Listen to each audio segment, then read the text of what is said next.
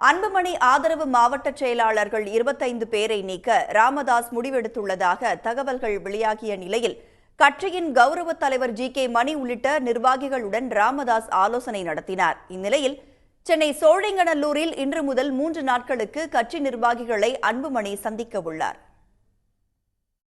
தைலாபுரம் இல்லத்தில் செய்தியாளர்களை சந்தித்த பாமக நிறுவனர் ராமதாஸ் அன்புமணி மீது அடுக்கடுக்கான குற்றச்சாட்டுகளை முன்வைத்தது மட்டுமில்லாமல் அவருக்கு பக்குவமோ தலைமை பண்போ இல்லை என்று கடுமையாக விமர்சித்தார். இந்த விவகாரம் தமிழக அரசியலில் பெரும் பரபரப்பை ஏற்படுத்திய நிலையில் நேற்று இரவு தைலாபுரம் இல்லத்தில் பாமக நிறுவனர் ராமதாஸ் முக்கிய ஆலோசனை நடத்தினார்.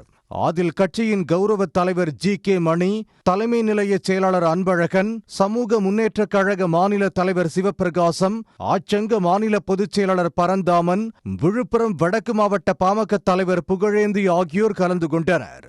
கடலூர், திருவண்ணாமலை, மயிலாடுதுறை உள்ளிட்ட மாவட்டங்களைச் சேர்ந்த அன்புமணி ஆதரவு மாவட்ட செயலாளர்கள் 25 பேரை பதவியிலிருந்து நீக்கி புதிய மாவட்ட செயலாளர்களை நியமிக்க முடிவு செய்து அது குறித்து ஆலோசிக்கப்பட்டதாக தகவல் வெளியாகியுள்ளது. ஆலோசனை 2 மணி நேரத்துக்கு மேல் நீடித்த நிலையில் இன்று அன்புமணி என்ன பேசுகிறார் என்பதை பொறுத்து 25 பேர் பட்டியல் வெளியாகும் என்று கூறப்படுகிறது. இதனிடையே சென்னை சோழிங்கநல்லூரில் இன்று முதல் 3 நாட்களுக்கு கட்சி நிர்வாகிகளை அன்புமணி சந்திக்க இருக்கிறார். ராமதாசுடன் ஏற்பட்டுள்ள மோதல், அவர் முன்வைத்துள்ள கடுமையான குற்றச்சாட்டுகள், அடுத்து எடுக்க வேண்டிய நடவடிக்கைகள் குறித்து கட்சி நிர்வாகிகளுடன் அன்புமணி தீவிர ஆலோசனை நடத்த உள்ளதாக கூறப்படுகிறது.